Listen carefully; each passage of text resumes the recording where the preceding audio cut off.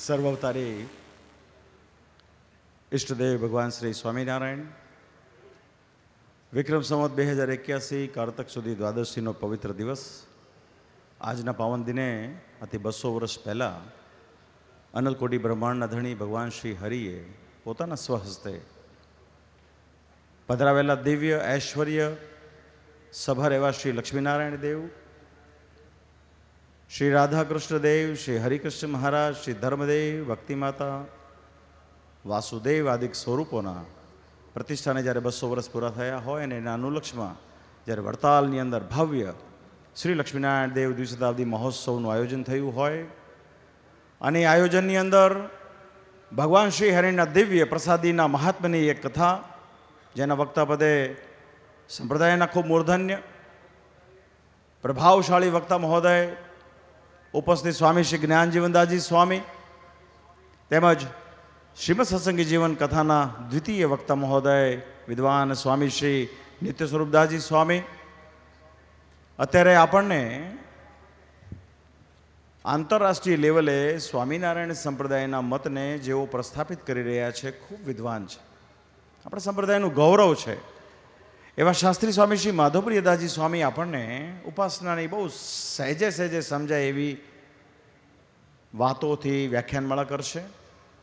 ઉપસ્થિત છે શ્રી નીલકંઠ સ્વામીજી, શ્રી સત્સંગ મહાસભાના પ્રમુખ વિદ્વાન શાસ્ત્રી સ્વામી શ્રી નવતમ પ્રકાશદાસજી સ્વામી, આપણા ચેરમેન શ્રી કોઠારી શ્રી, ખાસ તો આજે જૂનાગઢ ટેમ્પલ બોર્ડના ચેરમેન, તમામ એમના ટ્રસ્ટી સભ્યશ્રીઓ, મોટેરા સંતો ઉપસ્થિત છે. ત્યારે આમ તો જ્યારથી મહોત્સવ શરૂ થયો છે ત્યારથી આપણા દક્ષિણ દેશ ગાદીના તમામ ધોલેરા, વડતાલ, જૂનાગઢના ખૂબ મોટી સંખ્યામાં સંતો ઉપસ્થિત રહ્યા હોય ત્યારે ઉપસ્થિત તમામ આદરણીય સૌ સંતો, આજનો પાટોત્સવ આજથી 25-30 વર્ષ પહેલાં જેમણે બહુ શ્રદ્ધાથી નોંધાવ્યો હતો એવા સદગુરુ શ્રી મંજુકેશાનંદ સ્વામીની પરંપરાના સ્વામી શ્રી સોમપ્રકાશ સ્વામી તેમજ સત સ્વરૂપ સ્વામી ભંડારી, પાર્ષદવર્ય શ્રી જસુ ભગત, આમની પ્રેરણાથી આ દ્વિશતાબ્દીના પાટોત્સવનું એમણે લાભ આજથી વર્ષો પહેલાં લીધેલો અને બહુ એક શ્રદ્ધાથી એમની જે કાંઈ પણ મૂડી હતી, મૂડી વડતાલ મંદિરમાં અનામત કરાવીને આ પાટોત્સવની એમણે લખણી કરાવી હતી. અમે એ વખતે એ વાત બહુ સારી રીતે જાણીએ. આજે મંડળ વતી ઉપસ્થિત આજે વિઠ્ઠલ ભગત એમના મંડળના ઉપસ્થિત છે, એમણે બહુ હૃદયથી નિર્માનીપણાના ભાવથી આજનો પાટોત્સવનો લાભ લેવડાવ્યો છે. તદુપરાંત સ્વામી શ્રી નવતમ સ્વામીજીની પ્રેરણાથી જેમનું બહુ મોટું દાન આ સત્સંગમાં કાયમ રહ્યું છે એવા અજમેરા પરિવાર વતી ઉપસ્થિત શ્રી રજનીભાઈ, મનોજભાઈ, બંદીશભાઈ, શ્રી ધવલભાઈ, એમનો અજમેરા પરિવાર, ઋષિ વગેરે. તદુપરાંત ઘણા બધા ભક્તોની બહુ બધી સેવાઓ છે. વિશેષ આજે તો ખાલી પાટોત્સવનો દિવસની એક શુભકામના આપવા માટે અને અમારે તો શાસ્ત્રીજીને સાંભળવા છે અને તરત પછી અન્નકૂટની આરતીમાં જવું છે, જાજો સમય નહીં લઈએ. તો આજે દેશ અને વિદેશથી પધારેલા આ સમયને માણવા માટે ઉપસ્થિત આપ સર્વે ભક્તજનોને અમારા અંતરના ભાવથી જય સ્વામિનારાયણ. શ્રીજી મહારાજની પૂર્ણ કૃપા જેની પર હોય એને આ સમયનો લાભ લેવાનો લાવો મળતો હોય છે અને આપ સૌ બહુ ભાગ્યશાળી છો. અને આપ સર્વ વતી સારા વિશ્વમાં જેના હૃદયમાં ભગવાન સ્વામિનારાયણનો મહિમા છે, જેના હૃદયમાં શ્રીજી મહારાજે પધરાવેલા દેવોનો મહિમા છે, એ તમામ ભક્તજનો વતી હૃદયથી શ્રદ્ધાથી લક્ષ્મીનારાયણ દેવના ચરણમાં મસ્તક નમાવી શ્રી હરિકૃષ્ણ મહારાજ, રાધાકૃષ્ણ દેવ, ધર્મદેવ, ભક્તિમાતા વાસુદેવના ચરણમાં નતમસ્તક થઈ અમે એવી પ્રાર્થના કરી છે કે મહારાજ સારા વિશ્વમાં જે આપને ભજતા હોય, આપની આશીર્વાદને ઝંખતા હોય એવા ભક્તો પર આપ ખૂબ કૃપાયમાન થઈ એમને ખૂબ આશીર્વાદ આપજો એવી અમે એમના ચરણોમાં પ્રાર્થના કરીએ છીએ. તો વાલા ભક્તજનો, આજનો દિવસ આશીર્વાદ, શુભકામના, રાજી થવાનો દિવસ છે. તો જે ભક્તોએ સેવા કરી છે, આજના પવિત્ર દિવસે આપણે જે અલૌકિક અક્ષરભુવનનું નિર્માણ થવા જઈ રહ્યું છે અને 108 કુંભીનું પણ સરસ સ્થાપનનું એક પૂજનનું કાર્ય થયું. બહુ ઉમંગ અને ઉત્સાહથી ભક્તજનો એમાં લાભ લીધો. મેં બધા ભક્તોને વાત કરી કે સંપ્રદાયના એક ઐતિહાસિક ક્ષણના સાક્ષી બનવાનું તમને બધાને સૌભાગ્ય મળ્યું છે.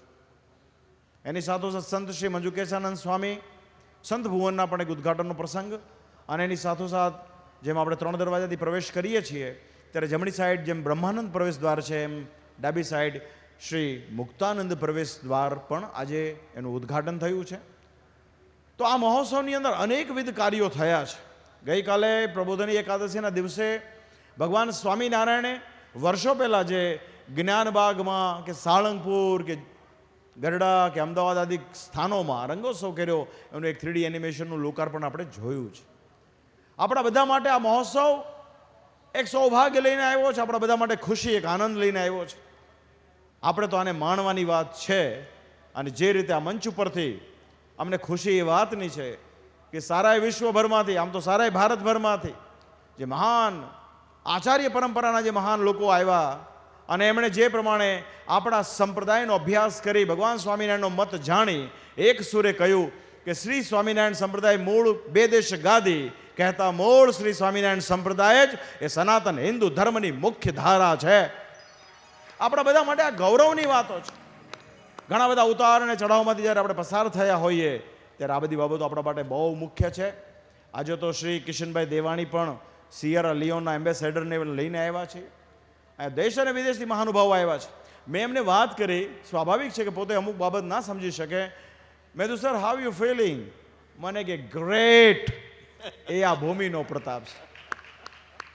તો અંતમાં વાલા ભક્તજનો, શ્રીજી મહારાજે આ સ્થાનમાં રહી ભવ્યથી ભવ્ય રંગોત્સવ કર્યા છે, અન્નકૂટ ઉત્સવ કર્યા છે. 12 એકાદશીઓ મહારાજે કરી છે, 24 એકાદશીઓ આ સ્થાનમાં રહીને કરી છે. શ્રીજી મહારાજના સ્થાન બહુ પ્રિય. એટલે એવું લખાણું કે સૂતા બેસતા સર્વે કાળ વાલો સંભાળે છે વડતાલ, જેમ ઘરને સંભાળે પ્રવાસી એમ વડતાલને અવિનાશી. તે વડતાલ નામનો અખૂટ મહિમા છે. અહીંયા મહારાજે વડતાલનું જે 18મું વચનામૃત છે, સંપ્રદાયનું ફંડામેન્ટલ વચનામૃત છે. તમામ સત્સંગી માત્રે વડતાલના 18મા વચનામૃતનું અવશ્ય અધ્યયન કરવું જોઈએ. શ્રીજી મહારાજ કે અમારા આશ્રિતો અવશ્યપણે 5 બાબતો જાણવી. કેમ જે કોઈ જો એને પ્રશ્ન કરે અને એનાથી ઉત્તર ન થાય તો એને શંકા થાય. તો એક તો આપણો ઉદ્ધવ સંપ્રદાયની રીત, આપણી ગુરુ પરંપરા, આપણા આરાધ્ય ઇષ્ટદેવ શ્રી કૃષ્ણ ભગવાનના ચરિત્રને વિશે જાણવું, અમારા સત્સંગી માત્રના ધર્મ નિયમ અને અમારા 8 પ્રમાણભૂત જે સતશાસ્ત્રો છે.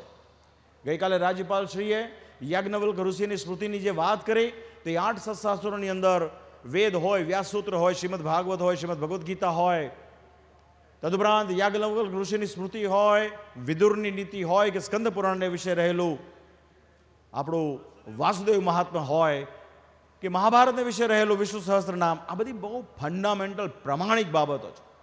શ્રીજી મહારાજ કે સ્થાનક સેવકના કાર્યના ભેદેથી ભગવાનનું બહુપણું હોય છે, પણ એમાં અમારા ભક્તજનોએ ક્યારેય ભેદ કરવો નહીં, ક્યારે ધામ અને ધામી, અવતાર ને અવતારીનો ભેદ કરવો નહીં. કારણ કે જીવને બહુ કાંઈ જાજી ખબર હોતી નથી, પણ છતાં જીવ ડાપણ કર્યા વગર રહેતો નથી.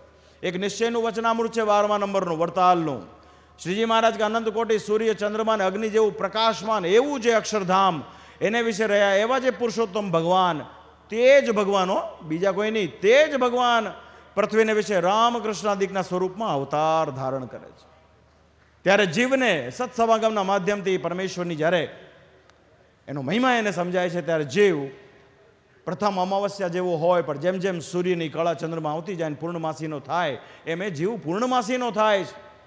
પણ સ્વાભાવિક છે કે જ્યારે જીવ કાંઈ ન હોય ત્યારે ખદ્યોત હોય, પણ જેમ જેમ જેમ જેમ એ સામાજિક રીતે મોટો થતો જાય એનામાં કામ, ક્રોધ, લોભ, અહંકાર, હું કહું એમ થાય, એવી બધી બાબતો પ્રવેશ કરતી હોય છે.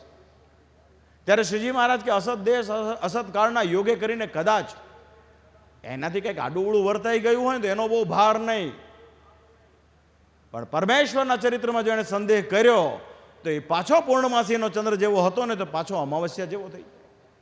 માટે વાલા ભક્તજનો, ભગવાનના જે વચનો છે એ સર્વોપરી વચનો છે, એ પ્રમાણે આપણે બધાએ વર્તવું એવું તમામ અહીંયા મોટેરા સંતો કહે છે. વડતાલ તો સ્વામિનારાયણ સંપ્રદાયની રાજધાની છે.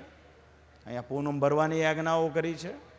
મહારાજે અહીંયા બેદેશ ગાદીનો વિભાગ કર્યો છે, દેશ વિભાગ લેખની રચના કરાવી છે, ધર્માદાની આજ્ઞાઓ કરી છે, બંધારણીય વહીવટ પણ અહીંયા થયું છે અને આધ્યાત્મિક બંધારણ પણ સદગુરુ શ્રી ગોપાળાનંદ સ્વામીએ પણ અહીંયા બાંધ્યું છે. તો આ તો પુણ્યભૂમિ છે. તો આ ભૂમિમાં જેટલા જેટલા ભક્તો આવ્યા છે એના ભાગ્યનો કોઈ પાર આવે એમ નથી. શ્રીજી મહારાજ કે આ સમયમાં જેને ભગવાનની પ્રતીતિ થઈ એના ભાગ્યનો કોઈ પાર નથી. તો આ સમયમાં જે ભક્તજનો દૂર દેશાંતરોથી આવ્યા છે સૌ ખાટી ગયા છે. સૌની પર પરમાત્માની બહુ કૃપા થઈ છે. તો આજે ફરી વખત અમે હમણાં દેરામાં જશું ત્યારે અન્નકૂટની આરતી કરતી વખતે પુરુષોત્તમ નારાયણના ચરણમાં પ્રાર્થના કરીશું કે એમની સાર્વત્રિક ભક્તોની ઉપર કૃપા રહે. અને હવે વિશેષ સંચાલકશ્રીને મારી ભલામણ કે બહુ વધારે પડતું કરવાને બદલે સીધું હવે વ્યાખ્યાનમાળામાં આપણે શાસ્ત્રીજીને સાંભળીએ. અમને પણ એમને સાંભળવામાં અત્યંત રસ છે. તો ભગવાન શ્રી હરિ આપ સર્વનું ખૂબ મંગળ કરો એ પ્રાર્થના સાથે મારા ભાવથી જય સ્વામિનારાયણ.